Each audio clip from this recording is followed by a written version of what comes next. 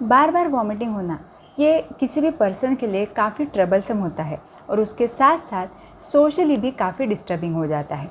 आप आपके daily routine के काम भी शायद इस वॉमिटिंग की वजह से ना कर पाए और कुछ भी खाते वक्त आपके मन में सिर्फ उस वॉमिटिंग का ही ख्याल आते रहेगा। इसीलिए आज के इस वीडियो में हम बात करने वाले हैं कि आखिर बार बार वॉमिटिंग होने का कारण सिर्फ एसिडिटी होता है या किसी और रीज़न से भी आपको बार बार वॉमिटिंग हो सकती है, और इसके लिए ऐसे क्या घरेलू उपाय आप अपना सकते हैं जिससे कि इस बार बार होने वाली वॉमिटिंग से आपको छुटकारा मिले। तो चलिए आज के इस वीडियो को शुरू करते हैं।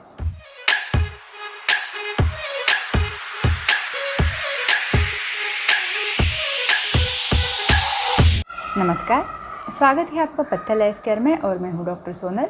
मैं एक आयुर्वेदा एक्सपर्ट हूँ और किसी भी बीमारी के लिए सही लाइफस्टाइल क्या होनी चाहिए, उसके लिए आप आयुर्वेद के माध्यम से क्या कर सकते हैं, योग के माध्यम से क्या कर सकते हैं, इसके बारे में हम हमारे चैनल पर डिटेल में वीडियोस लाते रहते हैं। तो हमारे चैनल को अभी से सब्सक्राइब कर दीजिएगा। तो आज का हमारा सबसे पहला पॉइंट है, आखिर बार बार वॉमिटिंग मतलब कितनी बार वॉमिटिंग होती है। किसी किसी को डेली वॉमिटिंग होती है, दिन में 1 से 2 बार या खाना खाने के तुरंत बाद उनको वॉमिटिंग की सेंसेशन आ जाती है। वहीं पे किसी किसी को हफ्ते में 3-4 दिन में एक बार वॉमिटिंग हो जाती है, किसी को वीकली हो जाती है। ये जो फ्रीक्वेंसी है इसे हम फ्रीक्वेंट वॉमिटिंग बोल सकते हैं। अगर आपको महीना, 2 महीना, 3 महीने एक आध बार वॉमिटिंग हो रही है तो उसका कॉज मेयर एसिडिटी हो सकता है। लेकिन ये जो फ्रीक्वेंट वॉमिटिंग है उसके रीजंस क्या क्या है चलिए जानते हैं। तो फ्रीक्वेंट वॉमिटिंग का कॉज भी सबसे मेन कॉज एसिडिटी ज़रूर होता है। इसमें एसिडिटी जो है वो बहुत ज़्यादा बढ़ तो जाती ही है, लेकिन इसके साथ साथ आपको एसिड रिफ्लक्स डिसीज़ यानी गैस्ट्रोइसोफेजियल रिफ्लक्स डिसीज़ GERD की बीमारी भी रह सकती है। अब ये जो GERD की बीमारी है इसमें क्या हो जाता है कि आपका जो एसिड है वो बार बार स्टमक से ऊपर आपके ईसोफेगस यानी अन्न नलिका की तरफ आता रहता है और बार बार ऊपर आने की वजह से आपको वॉमिटिंग की सेंसेशन होती है और फाइनली वॉमिटिंग हो भी जाती है। इसमें आपका जो गट पाइप होता है या ईसोफेगस होता है उसमें सूजन होने की संभावना रहती है और उस वजह से आपको आपका खाना जो है वो निगलने में भी तकलीफ़ हो सकती है। सेकंड इसका कॉमन रीज़न है स्ट्रेस।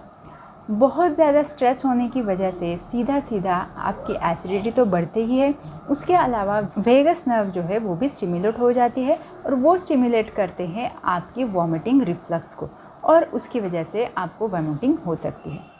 थर्ड थिंग है, किसी किसी को रोज़ ब्रश करने के बाद उल्टी करने की आदत होती है।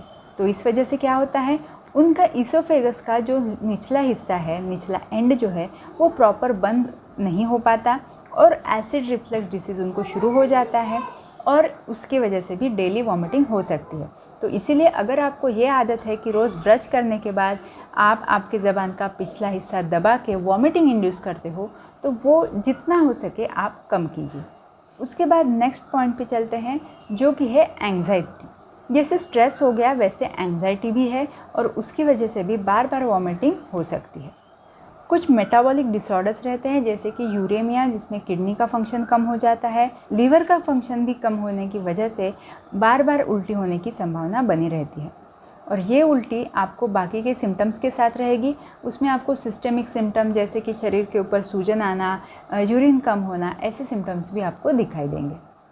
अगर ब्रेन में आपकी कोई ट्यूमर है या कुछ ब्रेन से रिलेटेड आपको तकलीफ़ है तो उसकी वजह से भी बार बार वॉमिटिंग हो सकती है।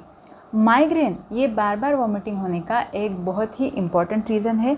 अगर आपको वॉमिटिंग बार बार होती है और उसके साथ साथ हेडेक भी एसोसिएटेड है तो ज़रूर आपको माइग्रेन की शिकायत होने की संभावना है।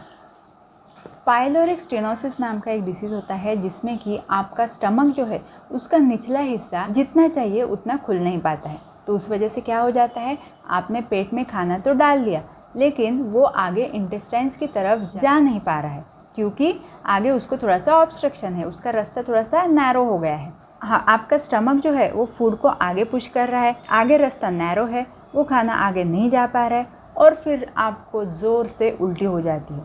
इस उल्टी की खासियत ये होती है कि ये बहुत ज़ोर से होती है और दूर तक जाती है। नॉर्मली आप वॉमिट करते हो, आपको सेंसेशन आती है और आप प्रॉपरली किसी बेसिन में वॉमिट कर सकते हो, लेकिन ये जो वॉमिटिंग होती है इसे बोलते हैं प्रोजेक्टाइल वॉमिटिंग, तो ये दूर ही होती है। तो अगर आपको प्रोजेक्टाइल वॉमिटिंग है तो आपको ये पाइलोरिक स्टेनोसिस की तकलीफ होने की संभावना है। इसके अलावा क्रॉनिक वॉमिटिंग सिंड्रोम नाम का एक सिंड्रोम होता है जिसमें कि बार बार वॉमिटिंग होती रहती है और ये बच्चों में बहुत ज़्यादा दिखाई पड़ता है। बच्चों में भी एंग्जाइटी या किसी भी चीज़ को लेके बहुत ज़्यादा उत्साहित होना, ये जो बच्चों का नेचर रहता है, इस वजह से ये तकलीफ़ उनको होती है। ऐसे बच्चों को थोड़ा सा काम डाउन करना बहुत ज़्यादा ज़रूरी होता है। इसके अलावा प्रेगनेंसी में तो वॉमिटिंग होना कॉमन ही है और उसके लिए आपको पूरा ही अलग से ट्रीटमेंट रहता है, वो हम यहाँ पे इंक्लूड नहीं कर रहे हैं। कभी कभी फूड एलर्जीज़ की वजह से भी उल्टी हो सकती है, खास करके कैफ़ीन, टैनिन, चॉकलेट्स, ये जो पदार्थ है इनसे किसी को एलर्जी हो सकती है। इनसे स्टमक में भी काफ़ी इरिटेशन हो जाता है और वॉमिटिंग होना शुरू हो जाता है। अगर आप लंबे समय तक भूखे रहते हो और फिर सडनली आप खाना खाते हो तो इसमें आपका अग्नि जो है वो कम हुआ रहता है और वो सडनली आए हुए खाने को पचा नहीं पाता है। इस वजह से भी आपको उल्टी हो सकती है। कई सारे लोगों को धूप में जाने की वजह से भी उल्टी होने की टेंडेंसी रहती है, खास करके अभी जो सीज़न चल रहा है मई महीना, इसमें तो ऐसा होना बहुत ही ज़्यादा पॉसिबल है। अब ये सारे रीज़न्स हो गए वॉमिटिंग के। अब चलते हैं इसके साइंस की तरफ। ऑब्वियसली वॉमिटिंग, नौशिया, ये साइंस तो रहने ही वाले हैं, लेकिन इसके अलावा कभी कभी डिहाइड्रेशन की फीलिंग हो सकती है, चक्कर आ सकता है, हेडेक हो सकता है और आपके गले में तक आपको पेन हो सकता है, खाना निगलने में भी तकलीफ़ हो सकती है। अगर आपको इसमें से कुछ भी लक्षण मिलता है तो आपको सीधा डॉक्टर्स के पास जाना है और आपकी उल्टी का जल्दी से जल्दी इलाज करवाना है। अब चलते हैं इसके ट्रीटमेंट की तरफ। तो ट्रीटमेंट में जो भी ट्रीटमेंट आपकी एसिडिटी को रिड्यूस करती है, आपके स्ट्रेस को कम करती है, वो ट्रीटमेंट वॉमिटिंग के लिए भी बहुत ज़्यादा यूज़फुल है। हमारा एक पूरा वीडियोस का सीरीज़ बना हुआ है जिसमें हमने एसिडिटी के बारे में बात की है, रीज़न से लेकर ट्रीटमेंट, दिनचर्या और घरेलू नुस्खों तक उसमें बात की गई है, तो वो वीडियो आप ज़रूर जाके चेक कीजिए। इसके अलावा और क्या क्या करना है ये इस वीडियो में ज़रूर जानेंगे। तो सबसे पहला आता है स्ट्रेस रिडक्शन। स्ट्रेस रिडक्शन के लिए आपको डेली थोड़ा सा प्राणायाम की प्रैक्टिस करना ज़रूरी है। अनुलोम विलोम प्राणायाम आप ज़रूर कर सकते हैं और शवासन आपको डेली परफॉर्म करना है। इससे आपका स्ट्रेस लेवल रिड्यूस होने में मदद होगी। अगर आप योग निद्रा कर सकते हैं तो बहुत ही अच्छी बात है। स्ट्रेस रिडक्शन के लिए योगा में आप क्या क्या कर सकते हैं, इसके लिए हमारा ऑलरेडी एक वीडियो बना हुआ है जिसका लिंक मैं आपको डिस्क्रिप्शन में दे दूँगी। और घरेलू नुस्खों की बात करते हैं तो वॉमिटिंग के लिए एक बहुत ही अच्छा घरेलू नुस्खा है, वो है आपके इलायची से। इलायची में जो आपकी बड़ी इलायची होती है उसका छिलका आपको निकालना होता है। अंदर का जो दाना होता है वो आपको नहीं लेना है, वो आप किसी भी स्वीट में इस्तेमाल कर लें, लेकिन जो ऊपर का छिलका है वो आपको अलग से निकालना है। उसको आपको एक गरम तवे पे डाल के पूरी तरह से जला लेना है। जब उसका ब्लैक कलर का पाउडर बन जाएगा, वो पूरी तरह से जल जाएगा, तो आपको उसको एक पाउडर बना लेना है। ये ब्राउन से ब्लैक कलर का पाउडर आपका बन जाएगा। इसे हम आयुर्वेदिक टर्मिनोलॉजी में एला मशी ऐसा बोलते हैं। अब इस एला मशी में आपको थोड़ा सा खंड शर्करा मिक्स करना है और उसके साथ ये एला मशी आप ले सकते हैं। अगर आप चाहिए तो इसमें आप थोड़ा सा शहद भी मिलाकर ले सकते हैं। इससे सिंपली ये हो जाता है कि आपके पेट का जो एक्स्ट्रा एसिड है वो ये एला मशी एब्सॉर्ब कर लेती है और आपको वॉमिटिंग से काफ़ी हद तक छुटकारा मिल सकता है। सेकेंड, अगर आपको बार बार वॉमिटिंग होती है तो कभी भी आपने ओवर ईट नहीं करना है। आपने थोड़ा थोड़ा खाना है, कुछ अंतराल से आप खा सकते हैं, लेकिन आपका जो पोर्शन साइज़ रहेगा, एक बार में जो आप खाना खाओगे उसकी क्वांटिटी थोड़ी लिमिटेड रखना ज़रूरी रहता है। अगर आपको वॉमिटिंग हो रही है तो आप मुंह में 1 से 2 लौंग की कलियां आप आपके मुंह में रख सकते हैं, जिससे आपका वॉमिटिंग सेंसेशन जो है वो कम होना शुरू हो जाएगा। अगर लौंग नहीं मिलती है तो आप थोड़ा सा सौंठ का टुकड़ा भी आपके मुंह में रख सकते हैं। इससे भी आपको वॉमिटिंग सेंसेशन कम होने में मदद मिल जाएगी। अगर आपको एक्सट्रीम एसिडिटी हो रही है और उसकी वजह से आपको ये परेशानी लगती है उल्टी की, तो उसके लिए आंवला कैंडी का आप इस्तेमाल कर सकते हैं या गुलकंद का भी इस्तेमाल आप ज़रूर कर सकते हैं। तो ये थे कुछ घरेलू नुस्खे। इसके अलावा अगर आपको वॉमिटिंग होती है तो आयुर्वेद ये कहता है कि आपके शरीर में जो भी दोष है उनकी नेचुरल टेंडेंसी है कि वो ऊपर की तरफ ही आते हैं। तो बेस्ट चीज़ आपके लिए ये रहेगी कि आप किसी भी डॉक्टर के पास जाके एक बार वमन कर्म करवा लें। इससे होगा ये कि आपके शरीर में जो भी दोष बढ़े हुए हैं और ऊपर की तरफ आना चाहते हैं उनका एक बार साइंटिफिकली क्लींजिंग हो जाएगा। और एक बार इनका क्लींजिंग हो गया उसके बाद आप कुछ दिनों तक आयुर्वेदिक मेडिसिन भी ले सकते हैं।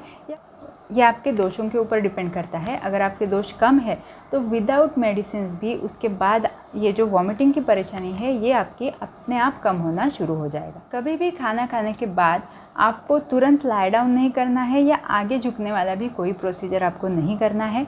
खाना खाने के बाद आप वज्रासन में बैठ सकते हैं या स्लोली आप थोड़े चक्कर लगा सकते हैं। एटलीस्ट 100 स्टेप्स आपको चलना है आफ्टर फूड। तो इससे आपकी जो GERD की परेशानी है वो कम होने में आपको ज़रूर मदद मिलेगी। वो मोशन सिकनेस की परेशानी होती है, यानी कि जब भी आप किसी बस से या ट्रेन से ट्रैवल कर रहे होते हो तब आपको थोड़ी देर के बाद वॉमिटिंग सेंसेशन फील होना शुरू हो जाता है। तो उसमें आपको करना सिर्फ इतना है कि कभी भी आप अगर ट्रैवल करोगे और खिड़की से अगर आप बाहर देख रहे हो तो कभी भी पास वाली चीज़ के ऊपर आपको नहीं देखना है। कोई भी चीज़ आपको जो दूर दिखती है उसके ऊपर आपको देखना होता है। जब भी बहुत पास से चीज़ें आपकी जाएंगी तो आपको उल्टी वाली सेंसेशन फील होना बहुत ज़्यादा नेचुरल हो जाता है। तो ये चीज़ आप ज़रूर ट्राई करके देखिएगा। तो ये थी हमारी आज की वीडियो जिसमें हमने बात की वॉमिटिंग के बारे में।